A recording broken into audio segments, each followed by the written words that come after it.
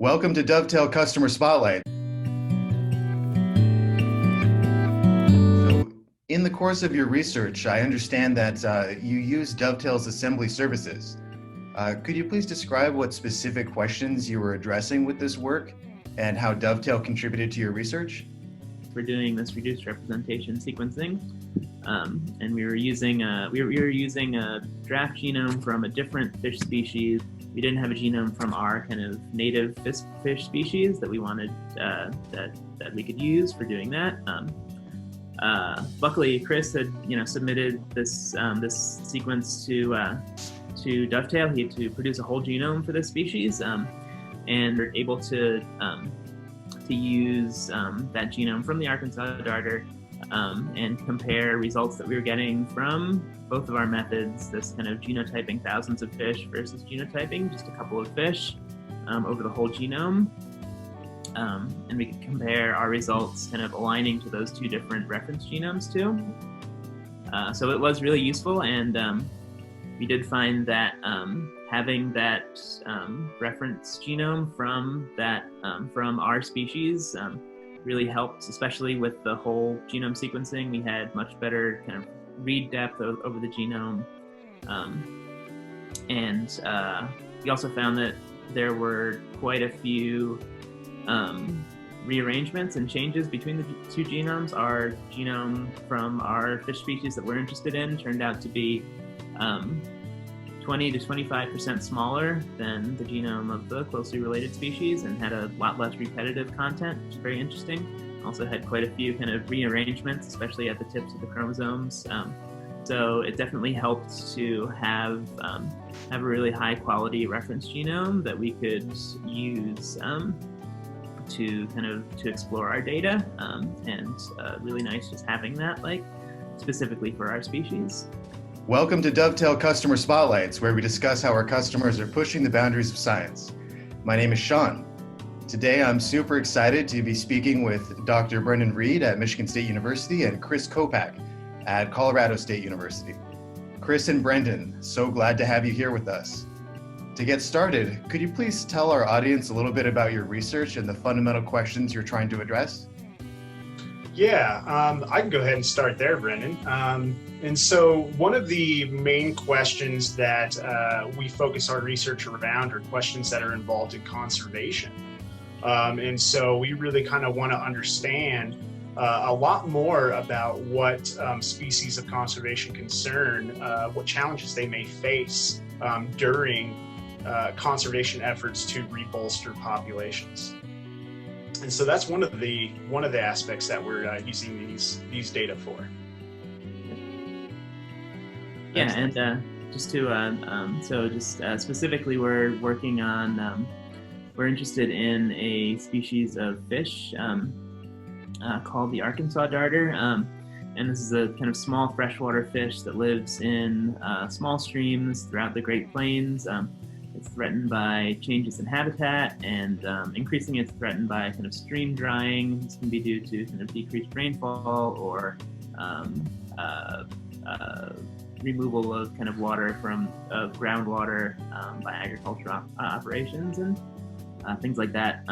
So we're interested in how genetic variation is structured in the species, and how stream structure affects genetic diversity and gene flow, and how genetic variation also relates to climate.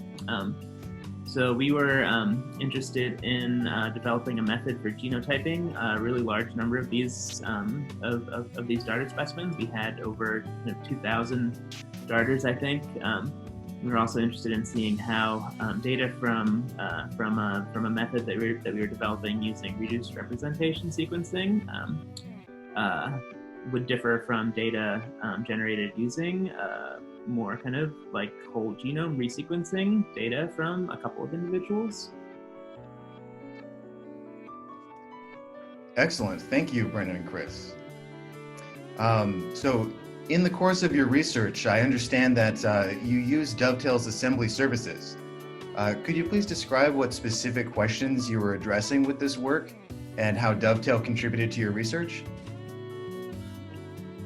Okay, so I can answer that. So we were in the process of designing capture baits for doing this reduced representation sequencing. And we were using a draft genome from a different fish species, a related fish species, but not in the same genus, but actually like pretty distantly related. Around 30 million years ago, they diverged. So we had that genome, but we didn't have a genome from our kind of native fish species that we wanted that we could use for doing that. Luckily, Chris had submitted this sequence to Dovetail. He had gotten funding from Colorado, from the state of Colorado, to produce a whole genome for this species. And I think at the time we didn't know quite how that would come in handy, but it definitely came in handy. So we were able to use that genome from the Arkansas darter and compare results that we were getting from both of our methods, this kind of genotyping thousands of fish versus genotyping just a couple of fish over the whole genome. And we could compare our results kind of aligning to those two different reference genomes too. So it was really useful, and we did find that having that reference genome from our species really helped, especially with the whole genome sequencing. We had much better kind of read depth over the genome. And we also found that there were quite a few rearrangements and changes between the two genomes. Our genome from our fish species that we're interested in turned out to be 20 to 25% smaller than the genome of the closely related species, and had a lot less repetitive content, which is very interesting. Also had quite a few kind of rearrangements, especially at the tips of the chromosomes. So it definitely helped to have a really high quality reference genome that we could use to explore our data, and really nice just having that specifically for our species. Absolutely, and I think the work really highlights the pros and cons to using each approach, and it really kind of highlights the restrictions, how you might be restricted, or how it might facilitate answering specific questions depending on the approach that you actually take. So another great use for it as well. And I think it's becoming more and more important too, to be able to use tools like these, especially in things like answering conservation questions, because it's becoming more and more clear as global species diversity declines that, perhaps species don't need management plans, and maybe instead management plans need to be geared more towards populations rather than species as a whole. And that's because, some of these different populations may face different constraints, demographic constraints, due to the variations in the environments in which they inhabit. So being able to use these tools is really helping us kind of redefine what conservation means at different scopes of the individual versus population versus all this through time. So I'd say maybe one specific example of that is we were looking, I don't know if Chris has seen these data, but we were looking at the whole genome sequencing data that we aligned to our Arkansas darter genome that we got from Dovetail. And you can tell that fish in Colorado, so Colorado is kind of like the western edge of the range, and they're kind of, the streams that they're living in are kind of very small, and they often dry up. So the populations are probably really small based on that data, and the work we could do with the reference genome that we have, we can tell that there are these really long stretches or much longer stretches of homozygosity in those Colorado fish compared to fish in other parts of the range. So that's another kind of highlighting how we might have to manage those different populations differently, and how those populations might be less genetically diverse overall, maybe more inbred, and how it might be important to supplement those populations. Yeah, to really echo what Brendan's saying there too, he makes a really good point, is that the results from these data can really help us determine what environmental constraints these populations may face, and then how we might want to tailor and develop management plans around the specific needs of those specific populations. So for example, like he was saying, where we have a lot more homozygosity in the more Western populations through the distribution of this species, which is likely due to water availability because they occur in the breadbasket of America's agriculture, which utilizes that water, which would normally be going into these intermittent spring-fed streams for the darters. And so we can actually really kind of see that that might be a driving force behind the demographic constraints that these populations are facing. Prior to this knowledge, it was really debated on whether or not it was water availability and usage, or whether or not it was actually predation from an invasive species. So, for example, in the 1970s, northern pike were introduced into the state of Colorado for sport fisheries, and due to angler demand, and to increase the opportunities for outdoor recreation for those that were interested in partaking. And as a result, what had happened was some of the northern pike had escaped where they were stocked, made their way into many of the waters, invaded many of the waters here in Colorado. And as a result, many of our native species in Colorado have declined due to this introduction and invasion. Which is why we really wanted to clear up, is that one of the impacts that maybe these darters are facing? But judging by the data that we've already kind of looked at and analyzed, what we can really tell is that maybe that's not the most pertinent issue, because it makes sense, because if there's no water availability for darters to persist in that environment, then there's not enough there for predators to move in and out. So without that water availability, predation is not really anything that is of too much concern. So. Fascinating. Thank you, Brendan and Chris. So what do you see as the next steps now that you've come this far? Yeah, it's a great question. I think it would be, we see some really interesting patterns in the species in terms of how different populations are related to one another.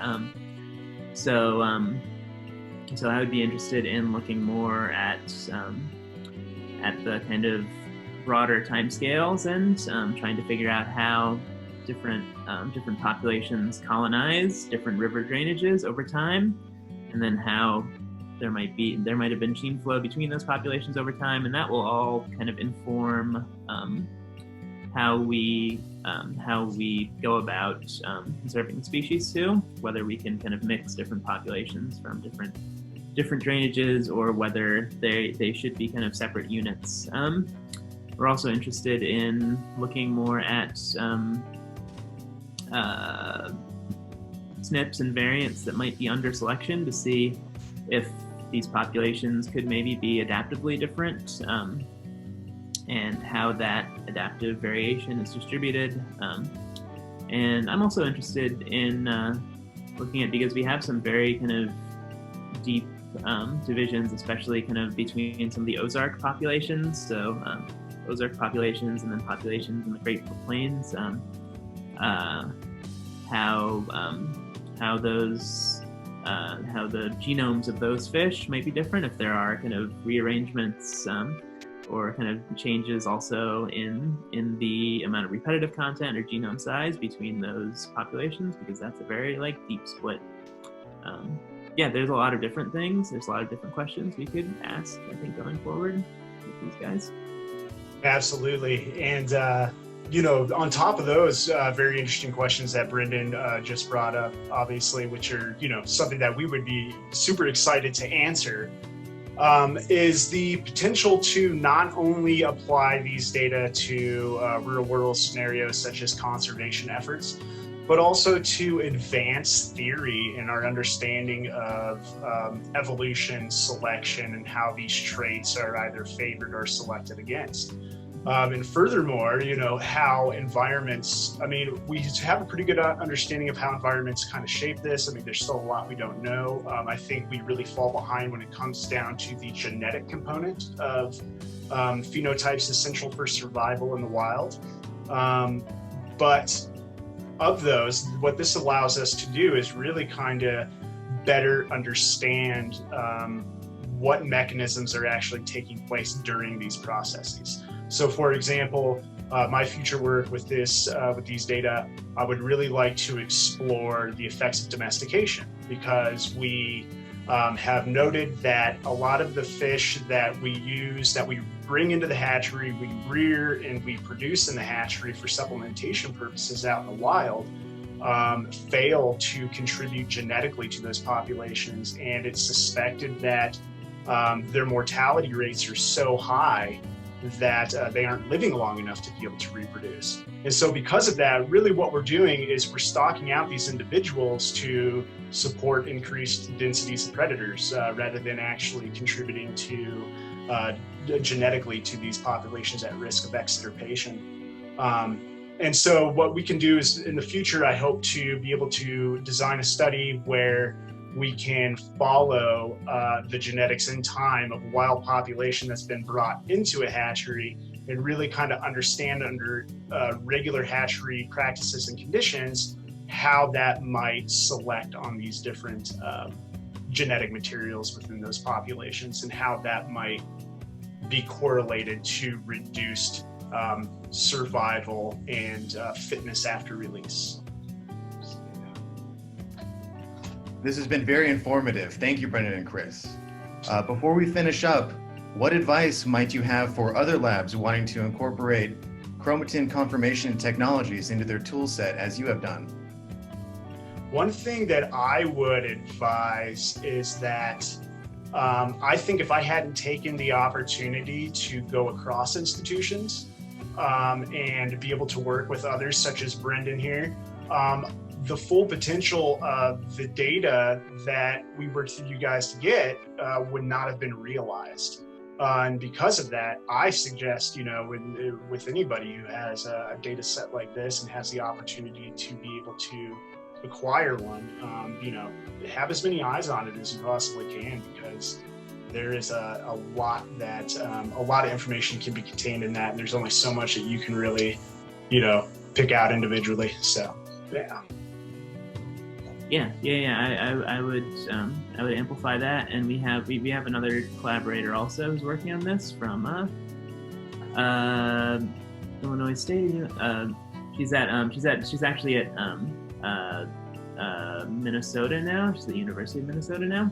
So, but she did her dissertation work also on Darter genomics. So she was very helpful also, and just having a bunch of kind of people who are familiar with this kind of work is definitely a plus.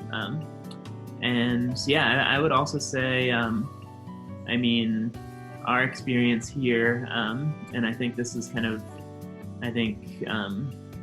there's kind of a common practice in a lot of these studies, especially in the kind of conservation field, where you don't have necessarily too much cash around to sequence the genome of your particular study species. A lot of people just kind of end up, I'll align everything to a related species. But I think what we've found points to it's really better if you have kind of if you can generate your own reference genome. And I think it was very, going through Dovetail, I think was very it was kind of removed probably a lot of the hassle that you might have had if you were trying to kind of generate things on your own and trying to create a high quality genome from scratch. So I think this is a really good option for people who are interested in having a genome, a reference genome for their particular species that they can use. And it's really interesting, and it opens up a lot of other kind of avenues after that too, because then you have all these other comparisons that you can make with other genomes, and it's Absolutely. I would 100% agree that, by trying to align to a different genome, you might end up getting, you might have misinterpretations of what you're actually seeing. But again, like you just said, it might be limited on, how much time you may have, may be the deciding factor, maybe not necessarily funding on how much you can devote to actually developing this, and sequencing that genome. And so going through you guys is something that really helped me out a lot, because being a grad student, I am knee deep in a whole bunch of data surrounding my work, including behavioral data, morphological data, survival, physiological stuff, as well as transcriptomic work as well. And so with the confined amount of time that I have to accomplish all this, it would have been practically infeasible for me to approach this on my own. And so it was really nice to be able to have the option to go through Dovetail and have that work done for me. And the quality was just exceptional, absolutely exceptional. So. Thank you very much, Brendan and Chris. I really appreciate you spending some time with me and our audience, and wish you all the best with your future work. Thank you so much. We appreciate it, Sean. Thank you, Dovetails. Yep. Thanks, Dovetail.